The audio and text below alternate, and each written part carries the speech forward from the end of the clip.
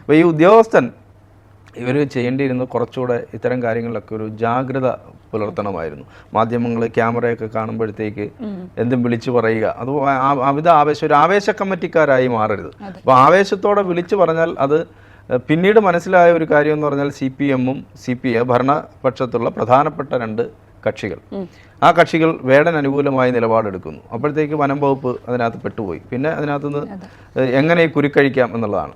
ഈ കഞ്ചാവ് കേസിൽ വേടനെ പിടിക്കുന്നു, കഞ്ചാവ് കേസിൽ സ്റ്റേഷൻ ജാമ്യം കിട്ടുന്നു, അതവിടെ തീർന്നു.